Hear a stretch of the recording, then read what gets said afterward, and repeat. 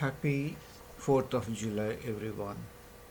Today, while many people are celebrating national independence, I want to talk about a different kind of independence, that is, personal financial independence.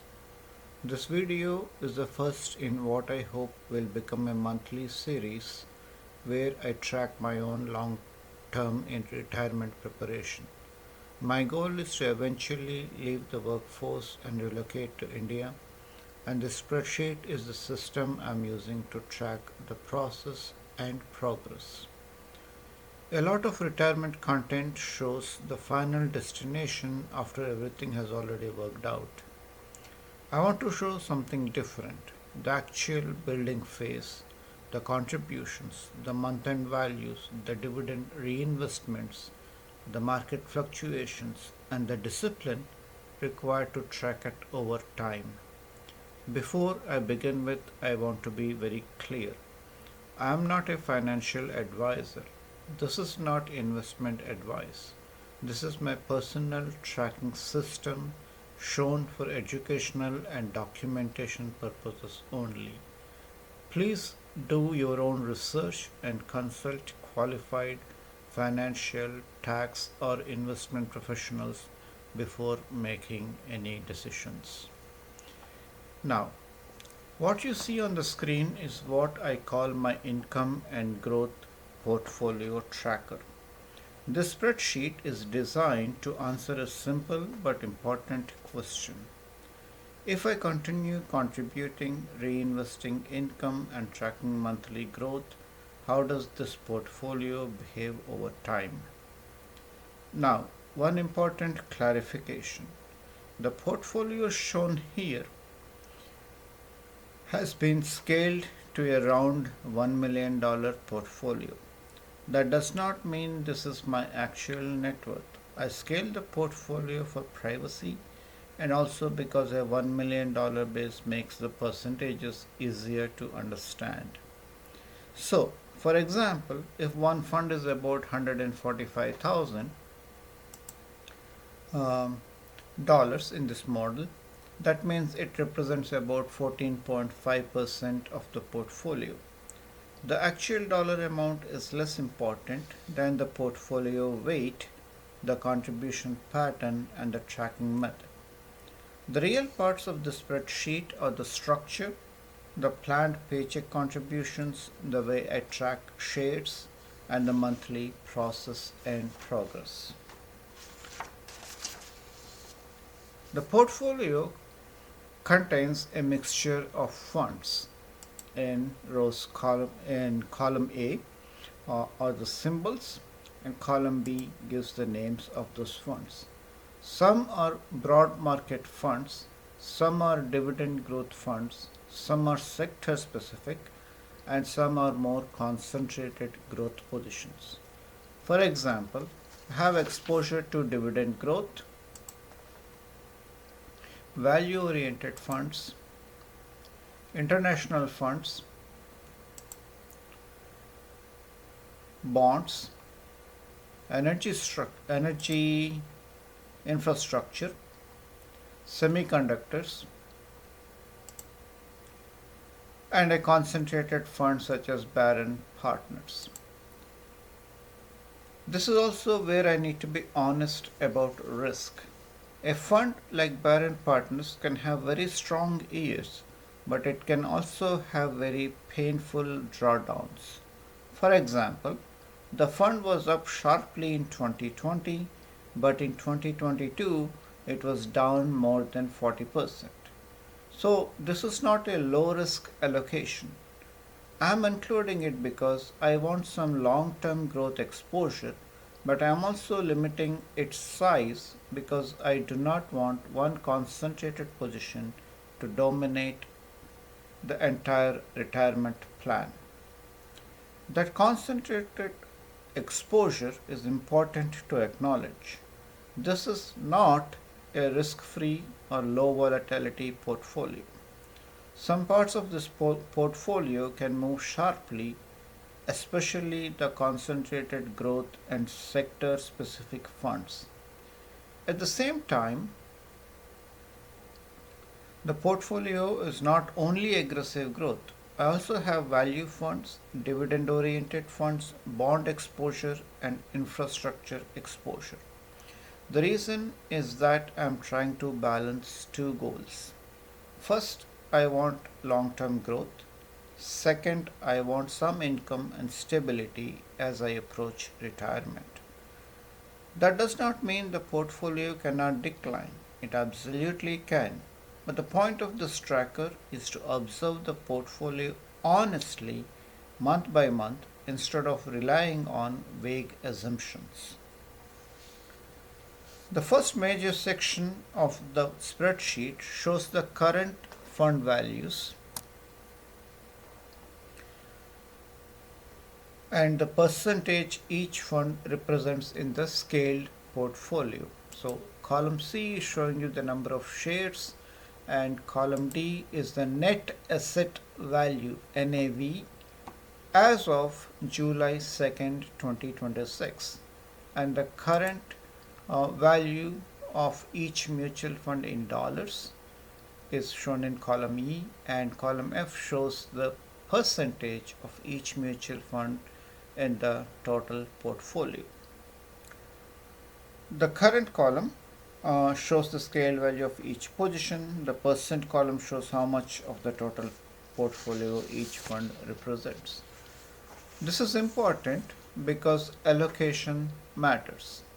A fund that looks small in dollar terms may still be meaningful if it is a concentrated or volatile fund. Likewise, a larger position in a more diversified fund may have a different risk profile. At the bottom, the total comes to approximately $1 million. The tiny extra amount, you see the 5 cents, is just a rounding artifact from the calculations. Again, the main thing is I'm watching here is not the exact dollar figure. I'm watching the allocation percentages and how the portfolio changes over time. The next part of the spreadsheet tracks my paycheck contributions, columns G and column K, and the related columns. I contribute from my paycheck every couple of weeks. In this month's tracker, the spreadsheet shows two contribution dates. For each contribution, I list the contribution amount, the date of the contribution, the NAV on that date, and the number of new shares purchased. The contribution amount and date are known in advance. The NAV is not known until the contribution actually occurs. Once the NAV is available, I can calculate how many new shares were added. This is one of the main reasons I like tracking shares rather than only tracking dollars. Over time, the number of shares tells me how much ownership is being accumulated in each fund. Even if the market fluctuates, the share count gives me a concrete measure of accumulation. The next section, starting with column O, tracks dividends, long-term capital gains, column S, short-term capital gains, column T.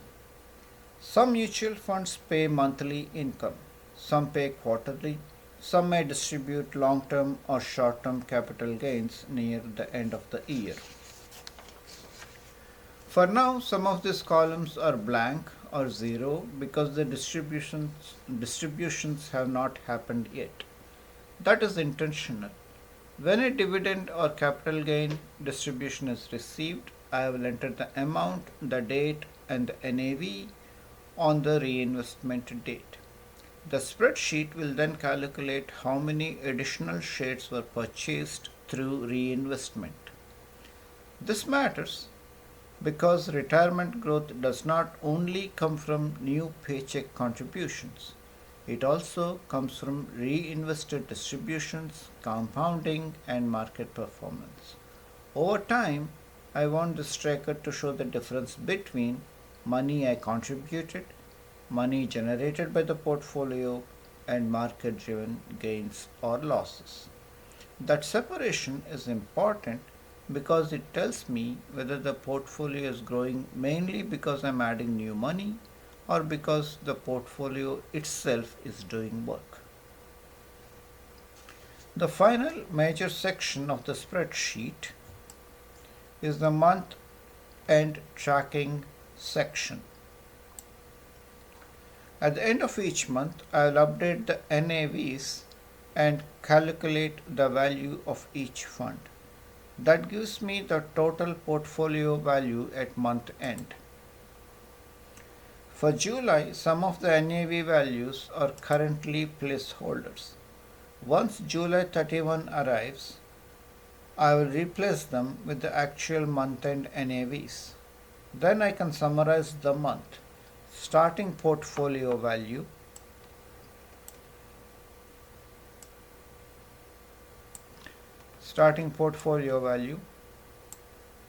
new contributions, dividends, long-term capital gains, short-term capital gains, and market performance. This is the part I plan to update every month. The key question each month will be, did the portfolio grow because of contributions, because of distributions, because of market movement, or some combination of all three? That is the discipline I want to build with this series. The larger purpose behind this tracker is my planned future relocation to India. Retirement planning is not just about reaching a number. It's about knowing whether the assets can support the life you are trying to build. For me, that means thinking about retirement timing, future healthcare costs, housing in India, exchange rates, taxes, and how much money should remain invested versus how much should eventually be moved or spent.